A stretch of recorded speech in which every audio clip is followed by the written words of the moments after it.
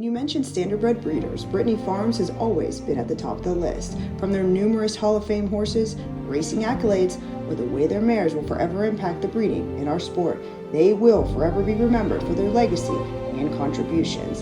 The farm itself is shutting down, but the George Siegel legacy and passion drives on, just in new avenues. Art, you were hired by George all the way back in 1983. You and your wife, Leah, what a ride it's been. It's been the greatest ride that any horseman could ever ask for. We've been blessed. When we say the name Brittany Farms, all I think about is tradition, prestige, and now legacy.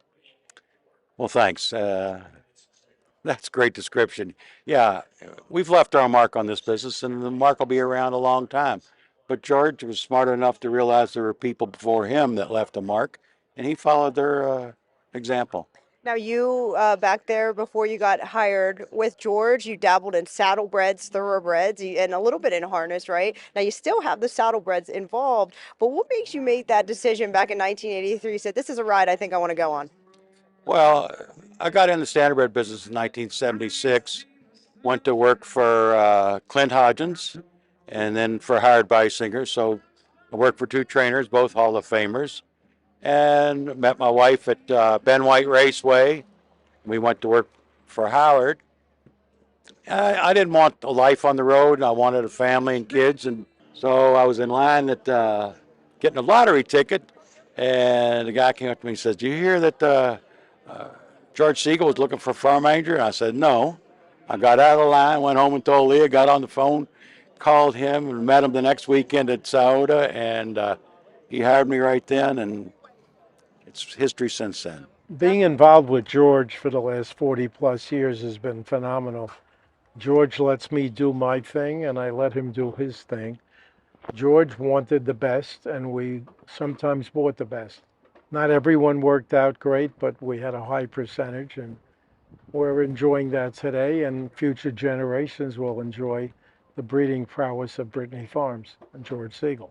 George wants to stay in this business forever, and he is. He has many horses, and he bought some horses this year, and he still will breed horses on a limited basis without having the responsibility of a major farm. And he's enjoying himself, which he should. When you talk about the success and the longevity that Brittany is contributing to throughout the sport of harness racing, what do you mean exactly, and what are you most proud of when you talk about that? Well, when you start out with mares like Three Diamonds and Leah Almhurst and Reflect with Me, those pedigrees will live on for future generations. And if our business continues at a high level, younger people will see those pedigrees. They might not know where they came from, but they did come from George and myself and Art, and people will enjoy the fruits of our labor. Your most memorable horse that you were able to oversee for Brittany? Oh, Art's place. I bonded with him as a foal for some reason. I can't tell you why. Just his personality. He was a loner. You know, he was the leader of the pack, but only by example. They followed him everywhere. If he walked in the shed to eat, they all moved out of the way. Wasn't a mean horse, but I just fell in love with him from the very beginning, you know, and we had some really good times together.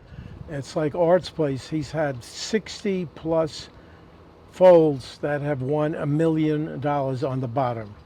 Art's place has been the best broodmare sire in the history of the sport, like Albatross was before him. And I believe Captain will be in that realm in the next decade or two.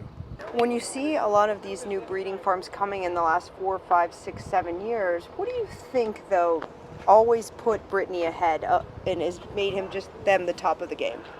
Well, and there's an element of luck in everything we do in life. My philosophy is knowing what not to buy as opposed to what to buy.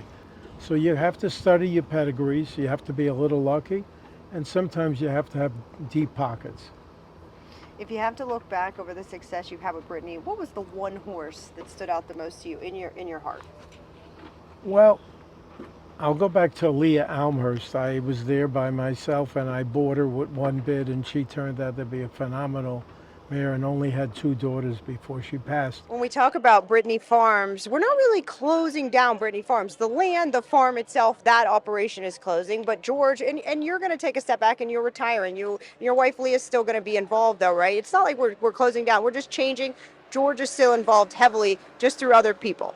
Well, yeah, we sold the farm to, or the yearling farm to Marvin Katz and our partner. And George has, I believe, 22 mares in partnership with Marvin. And he has 10 mares of his own. And the agreement was that he could have his yearlings raised at that farm. So, and the same crew is going to be there. Patty and Dale are going to be there. Several of the grooms are still going to be there.